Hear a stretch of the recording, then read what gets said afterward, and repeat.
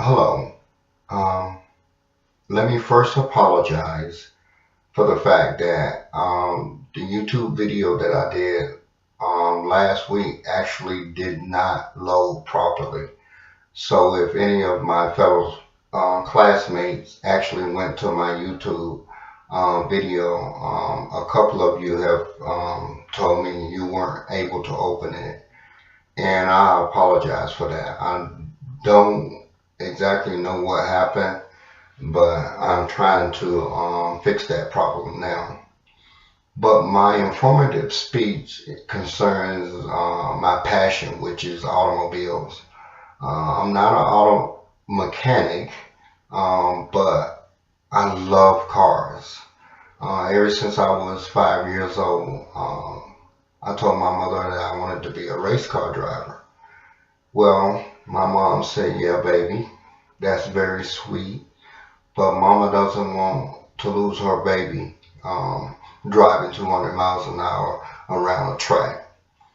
But anyhow, as time went on, my passion for automobiles actually stemmed from a trauma that I went through as a child, 5 years of age.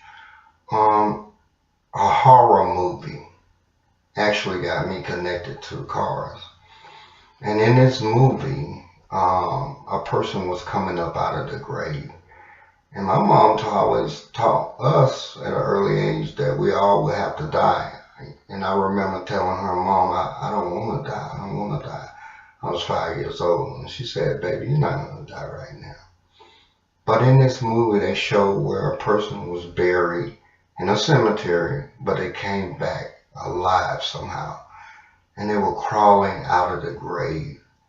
The movie was so horrific to me that at the age of 5, I actually had to be taken to the hospital because I wouldn't sleep.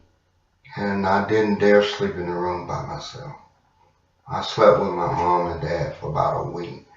But how she broke this cycle of my fear was that she bought me a set of cars. She bought me a racetrack, a remote control racetrack, I remember it. And that's when my passion started.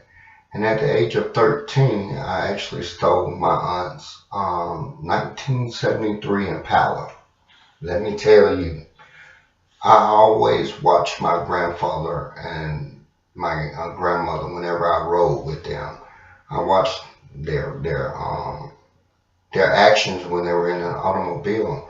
So I felt that I didn't need to be trained, that I could mimic their actions.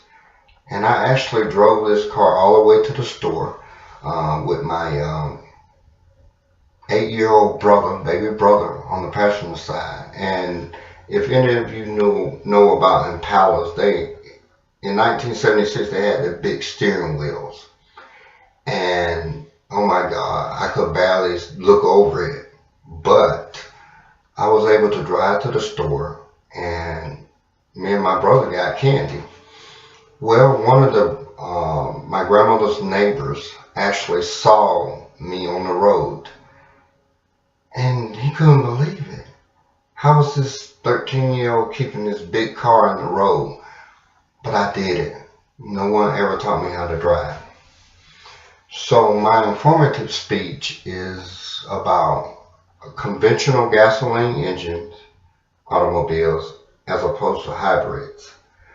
And we're coming of an age now where the dependency on oil and gas,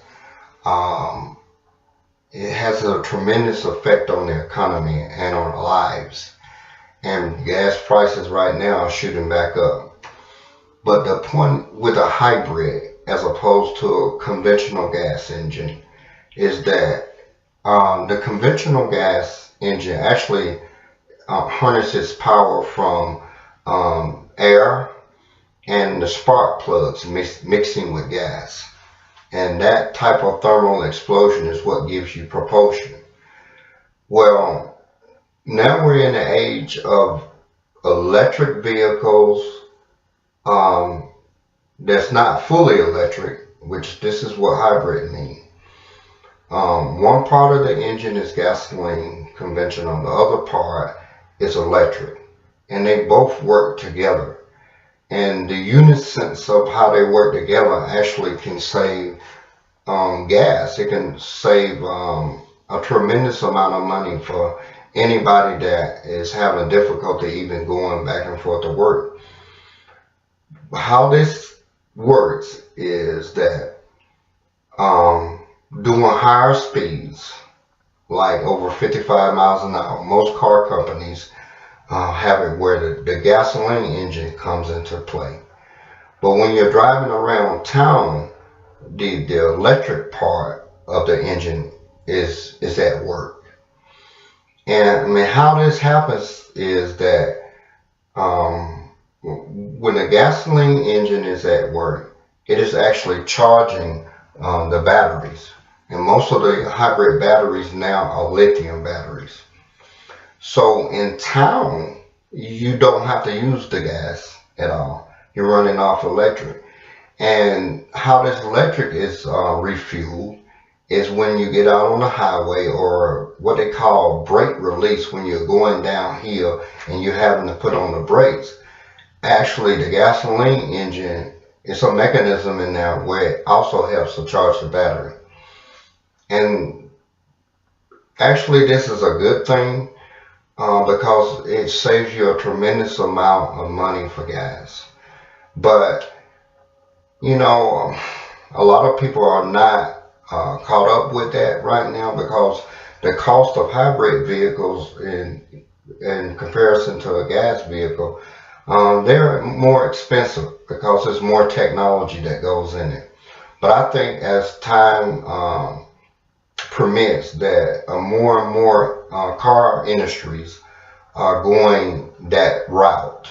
And in the early 1990s and early part of 2000, most of the cars that wanted to try the electric as opposed to gas actually had difficulty because the batteries were so heavy. Now with this new age technology, it's lithium batteries. Battery cells that we use for our cell phone, making them very light. So now the cells are very light in the hybrid vehicles, so that the weight of the car is not of a tremendous weight, because the more weight of a car, the more power it takes for propulsion.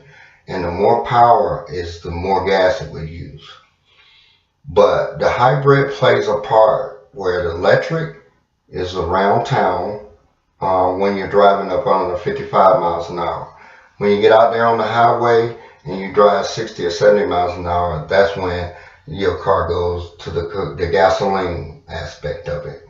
So I think the advantage over just a conventional gasoline engine has tremendous saving for anybody that is budgeting and need as much help as we can get. Because, like, you know, gas prices were down for a while, now they're back up. And if you're like me, you need to save as much as you can to provide for your family. So maybe some of you that do not have a hybrid might want to look into it and look into the cost of what it would cost to have a hybrid vehicle. And that's my informative speech.